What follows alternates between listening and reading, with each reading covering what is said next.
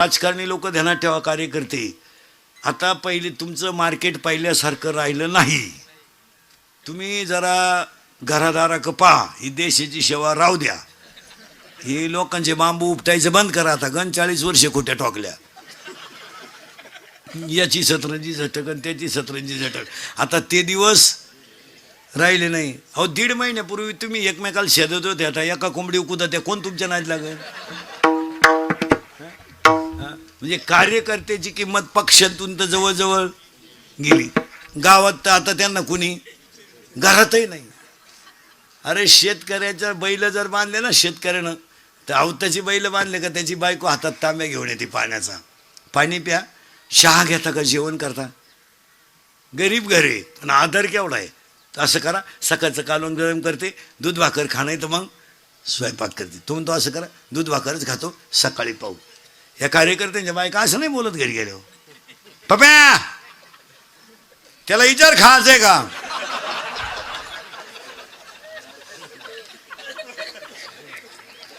आणि बाहेरून झक मारून आला का बाय, आणि त्याच्या तोंडाचा वास घे, मुदुवीत प्यालाय का बाय, आणि त्याला म्हणा गच्चीत गपचीप झोप.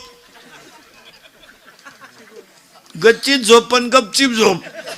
आणि तोच सकाळी कपडे काढून देवळा पुढे म्हणतो गावात काही भरीव कामं केली पाहिजे.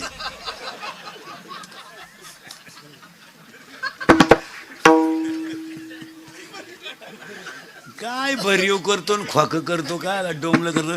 हे मा जरा कार्यकर्ते सगळं लफडे बंद करा आता, आणि आमच्या टोळीत या आणि एवढी गळ्यात लटकवा, निदान सुखानं झोपाल.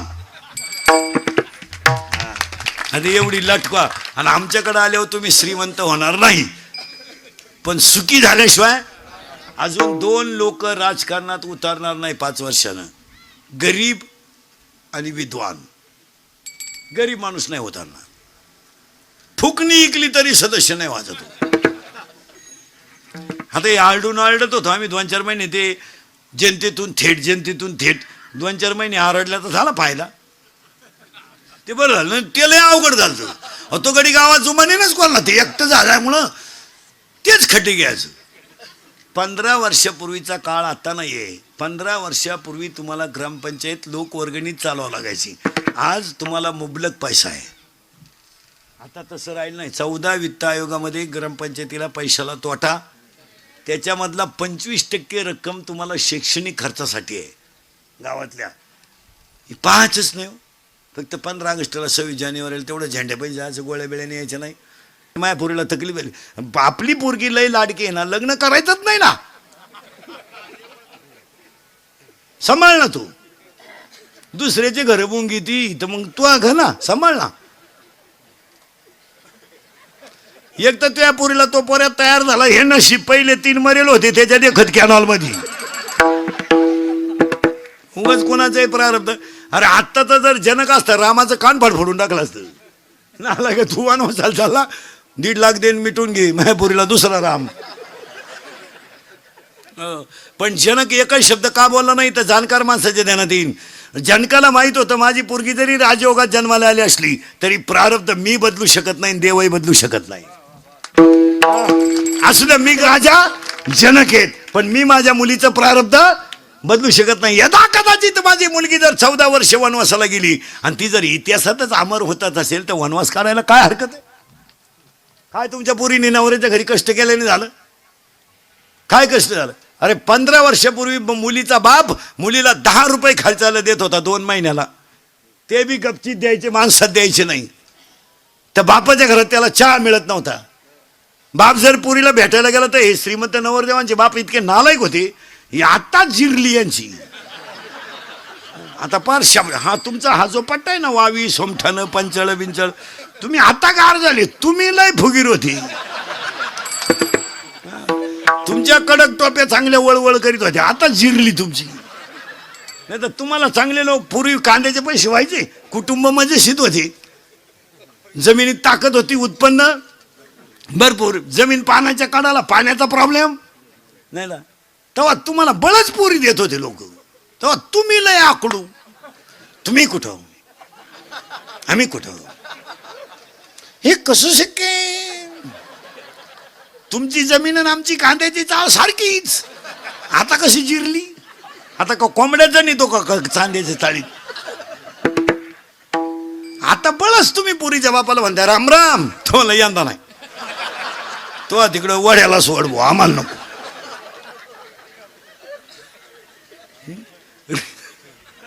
रे आता हे 2-4 वर्षापासून जेवढे लग्न चालेत ना, टोटल लग्नाचा खर्च पुरीचा बाप करतोय. आता पोऱ्याचा बाप, पुरीचा बाप आता खिशाला हातच घालत नाही.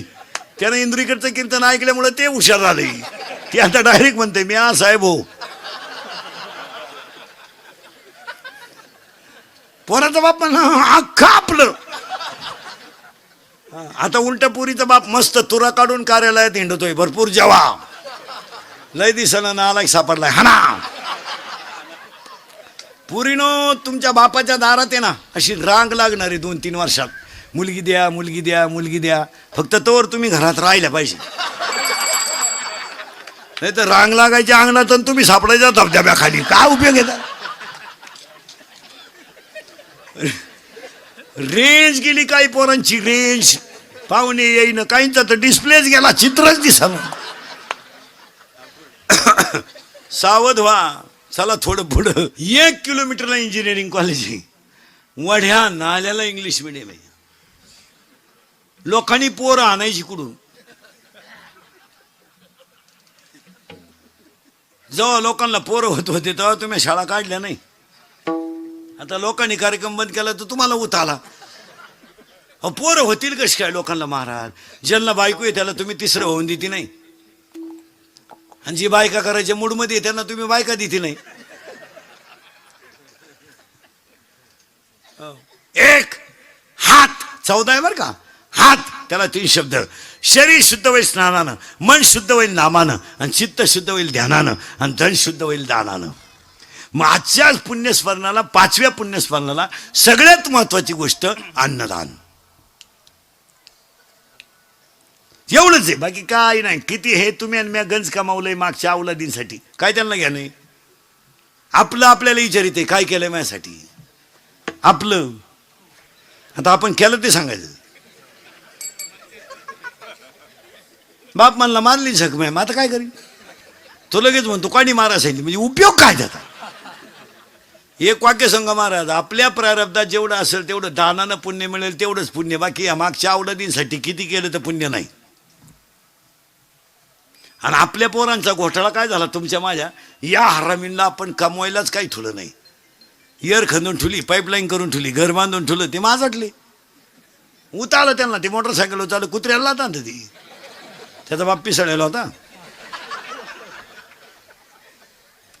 एवढं उताटून गेलं ना, यांना फुकाट मिळालं ना सगळं. हे जर उसखंडीला लावले असते, गावंड्याच्या हाताखाली लावले असते, सायपणी खांदायला लावले असते ना, यांनी वळवळच केली नसती. यांना वळवळ का सुचली? सगळं फुकट. घर आयतंय, इयर आयते, मोटार आहे, बापानं बारे सुद्धा क्लिअर काढून ठेवलेत. व्हायला निघले कोणत्या तुकड्यात कोणचं पाईन जाईल. म्हातारा म्हणजे बिगर डोक्याचा इंजिनियर येतो, त्यानं बरोबर घरं सुद्धा 2 पोरांना 2 बांधून ठेवले, झक मारून ठेवले. आपण वरून त्या अवलादीला 70ची पल्सर आहे फिरायला, 10चा मोबाईल, 2-2.5 हजाराचा त्याच्या पायात बूट. वरून बापानं 100 द्यायची पेट्रोलला, हिनं द्यायची 100. इथं लई खोलीची. हिनं उलट पोराला म्हणायचं अजून 100 राहू दे, त्याचं ऐकू नको, त्याचं ऐकू नको. तो पहिल्यापासून तसाच आहे. तो महिन्यानं ऐकतो. त्याला मी 9वी पासून पाहते, एकाच वर्गात होतो आम्ही. तो जसा आहे काही जमलं नाही त्याला.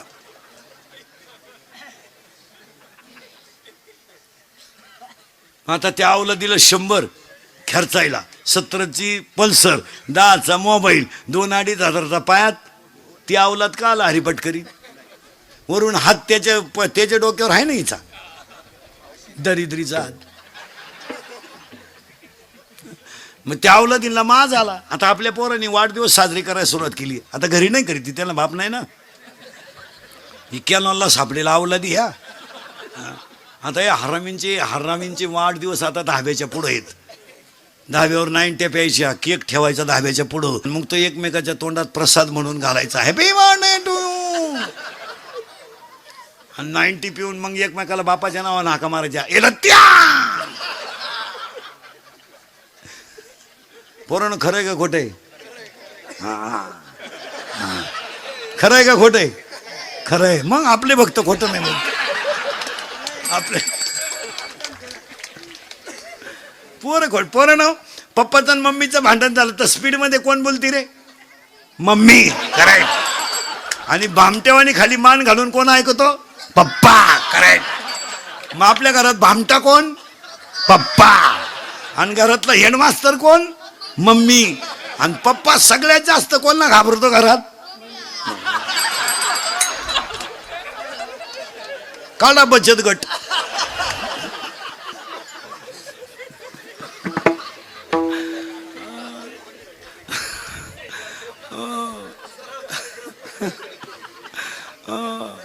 अहो पोरानं लवकर आजी उठती का मम्मी? आजी. करेक्ट. आणि निवांत उठून पहिला चहा ढोशीती ती मम्मी. करेक्ट.